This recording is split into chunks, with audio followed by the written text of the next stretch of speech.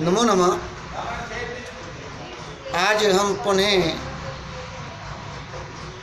सप्तमी और अष्टमी कक्षा में आप सबका हार्दिक स्वागत करता हूँ। और आज हम वही तत्पुरुष समास में पढ़ रहे हैं। आगे द्वितीया तत्पुरुष समास के बारे में हमने पढ़ लिया था। आज हम पढ़ेंगे तृतीया तत्पुरुष समास के बारे में। अब तृतीया तत्पुरुष समास की पहचान के लिए पहले मैं समस्त पद की पहचान बताऊंगा, उसका उदाहरण बताऊंगा, उसके बाद में विग्रह पद की पहचान, फिर विग्रह के उदाहरण, फिर जोड़ने का नियम, फिर तोड़ने का नियम से उदाहरण। देखते हैं तृतीया तत्पुरुष समास। इसके हमारे दो छोटे छोटे सूत्र हैं। तृतीया तत्कृतार्थेन गुणवचनेन, एक सूत्र तो ये है। दूसरा है पूर्व सदृश समोनार्थ कलह नपुण मिश्रस लक्षणै, ये सूत्र है। अब इसके बाद में ये दोनों सूत्र के अर्थ होते हैं। ये कहता है तृतीया तत्पुरुष समास होता है वो तत्कृत अर्थ में, उसके द्वारा किए गए अर्थ में होता है और गुणवाची शब्द के साथ होता है। दूसरा सूत्र है पूर्व सदृश सम ऊन अर्थ कलह निपुण मिश्र इत्यादि शब्द हैं। यानी अब इसकी पहचान के लिए ये शब्दों का ध्यान रखना है। ये समस्त पद की पहचान है, मिले पद की पहचान है। और मिले पद में हमको उत्तर वाला पद बाद वाले शब्द को देखना है। यदि बाद वाले शब्द में ये शब्द आते हैं तो वो तृतीया तत्पुरुष समास का उदाहरण होता है। या यह तत्कृतार्थ है ना, इस बात शब्द से संबंध कोई शब्द आता है तो वहाँ पर तृतीया तत्पुरुष समास का उदाहरण बताना है। जैसे मैंने लिखा समस्त पद की पहचान, यदि उत्तर पद में, यदि दूसरे वाले पद में क्या हो, पूर्व हो, सदृश हो, सम, ऊन, कलह, निपुण और मिश्र इत्यादि शब्द होते हैं। इत्यादि शब्द होते हैं उत्तर पद में। पूर्व सदृश सम ऊन कलह निपुण इत्यादि शब्दों में से कोई एक शब्द मिलता है बाद में, या उसके अर्थ से संबंध कोई शब्द मिलता है, तो वहाँ पर हमारा जो समास होता है वो मिले पद में तृतीया तत्पुरुष समास का उदाहरण होता है। क्योंकि मिले पद की पहचान सबसे बड़ी बात होती है। मिले पद में हमको उत्तर पद को देखना है। जैसे मैंने लिखा पहला तत्समः, तत्समः में ये सम शब्द आ रहा है उत्तर पद का। दूसरा है वर्ष ओनम, तो यह में ये संधि युक्त पद है, ये ऊन शब्द है। क्या इसमें ये ऊन शब्द आ रहा है बाद में। अगला है दिवस पूर्व, ये पूर्व आ रहा है उत्तर में। अगला है वाक कलह, कलह आ रहा है उत्तर पद में। ये मात्र सदृश में सदृश आ रहा है उत्तर में। ये गुण मिश्र में मिश्र आ रहा है। धान्यार्थ में अर्थ आ रहा है। इन पदों को देख करके हम यहाँ बताएंगे ये तो तृतीया तत्पुरुष समास का मिला हुआ पद है। अब इसके बाद में मैं बताऊंगा आपको विग्रह पद की पहचान। रुको,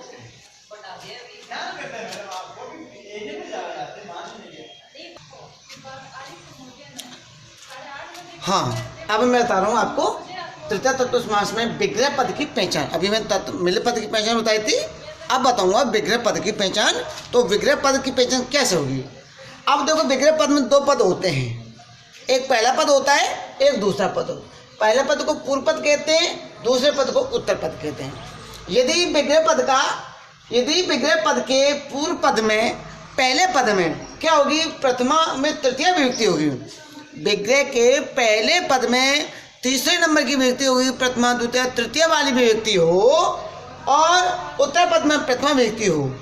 उत्तर को हमको नहीं देखना, हमको मेन चीज विग्रह का पहला पद देखना है। और पहले पद में यदि तृतीय विभक्ति होती है तो उसको देख करके विग्रह के पहले पद को देख करके तृतीया तत्पुरुष समास हमको बता देना है। जैसे मैंने लिखा मासेन पूर्व, तो दो पद है, मासेन और ये पूर्व है। मासेन में प्रथमा है, पहला पद है, तो इस पहले पद में क्या आ रही है, तृतीय विभक्ति आ रही है, एन आ रही तृतीया। तो इसको देखकर बता देंगे ये तो तृतीया तत्पुरुष समास का उदाहरण है। दूसरा धान्यन अर्थ, एन आ रहा है तो ये भी तृतीया का उदाहरण है। मात्रा ऊनम, ये मात्रा ये मातृ शब्द का है। मातृ माने माता के लिए आ रहा है, और मात्रा ये ऋकारांत शब्द का तृतीया का एक वचन है। अब दूसरा बताया तेन समा, तेन में एन आ रहा है, तृतीय का उदाहरण है। दंडेन कलह, एन आ रहा है, तृतीय का उदाहरण है। गुणेन मिश्रा, एन आ रहा है, तृतीय का उदाहरण है। और हम तो कोई सा भी हो सकता है, उकारांत इकारांत इत्यादि शब्द के रूप आते हैं, वो ध्यान देना है। अब बता रहा हूँ, अब इसको समस्त पद कैसे करेंगे। अगर विग्रह दे रखा है तो इसको कहते हैं विग्रह की पहचान करते हुए समस्त पद करिए और समास का नाम लिख रहा है। तो ध्यान करो, समस्त पद करने का नियम में लिख रहा हूँ। यदि विग्रह पद के पूर्व पद में विग्रह पद है जो दे रखा है, इनके पहले वाले पद में तृतीय व्यक्ति हो तो हो, और उत्तर पद में प्रथम व्यक्ति हो। पहले पद में तो विग्रह में तो तृतीय और उत्तर पद में प्रथमा हो, तो समस्त पद करते समय, जोड़ते समय नंबर 1 पर क्या करना है, पूर्व पद में से विभक्ति को हटाना। जो पहली वाली पद है इसमें से विभक्ति को हटाना है, और विभक्ति को हटा करके फिर आपको नंबर 2 पर लिखना है कि दोनों पदों को एक साथ लिखना।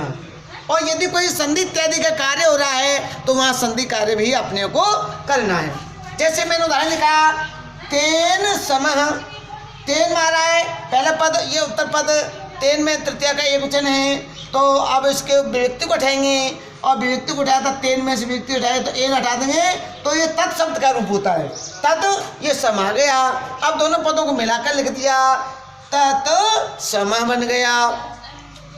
अब इसी तरीका से दिवसेन ऊनम, दिवस एन आ रहा है, विभक्ति को उठाओ तो दिवस बच गया, बाद में ऊनम आ रहा है। इसके बाद में दोनों को संधि युक्त कर दो, दिवसोनम बन गया। इसके बाद में वाचा कल है, ये तृतीय का रूप है, हलन शब्द का है, तो वाच शब्द का बन गया तृतीय विभक्ति उठा करके, और ये कलह शब्द आ गया। दोनों को मिला संधि युक्त पद है, तो इसको चबर को कवर करके वाच कलह शब्द बन जाता है। पित्रा में पित्रा ऋकारांत शब्द का रूप है, अब इसको तृतीय बनता है ऐसा पित्रा, और ये पितृ शब्द का रूप बना, तो पितृ बच गया, विभक्ति को हटा करके दोनों को जोड़ दिया, पितृ समय, इस तरीका से रूप बन जाता है। अब मैं इसका विग्रह पद करने का नियम और बता देता हूँ।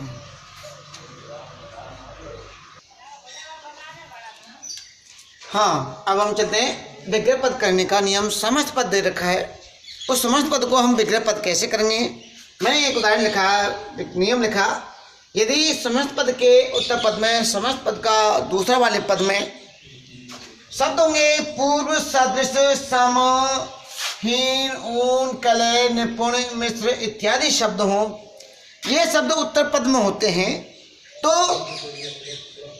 इनको जब विग्रह करेंगे, विग्रह करते समय इनसे पहले वाला एक शब्द होगा आप जिसको पूर्व पद कहते हैं, तो इनको देखते हुए, ये पूर्व, सदृश, सम इत्यादि शब्दों को देखते हुए विग्रह करते समय क्या करना, नंबर 1 पर पूर्व पद में तृतीय विभक्ति लगानी है।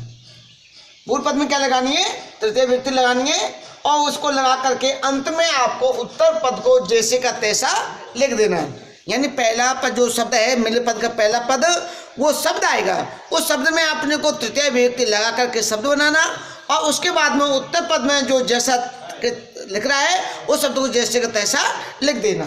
जैसे मैंने लिखा है नदी पूर्व लिखा है, तो ये पूर्व सदृश को देख लिया, ये पूर्व सदृश को देख करके हम कहेंगे ये तृतीय तत्पुरुष समास का समस्त पद है। इसका जब विग्रह पद करेंगे तो इसको देखते हुए नंबर 1 पर पहले उत्तर पद को देखेंगे, ये शब्द है क्या, ये देख लिया। नंबर 2 पे पूर्व पद में क्या लगा देंगे, तो ये तृतीय विभक्ति लगा दी, तो नदी का तृतीय क्या हो गया, नद्या हो गया, बिना विसर्ग वाला नद्या, और उसके बाद में उत्तर पद को जैसे तैसा पूर्व लिख दिया। अगला है गंगा सदृश, पहले पद में क्या करेंगे, सबसे पहले नंबर 1 उत्तर पद की पहचान करेंगे, सदृश आ रहा है। नंबर 2 गंगा शब्द में क्या लगा देंगे, तृतीय लगा देंगे उत्तर पद पहले पद में, सदृश को देख करके गंगया सदृशा।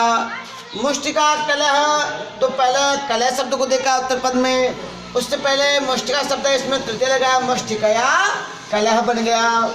इसके बाद में एते, एतत् समा, इसके समान। अब समय, इसको देख करके पहला पद का एतत् है, इसको तृतीय बनता है एतेन समय, ये बना।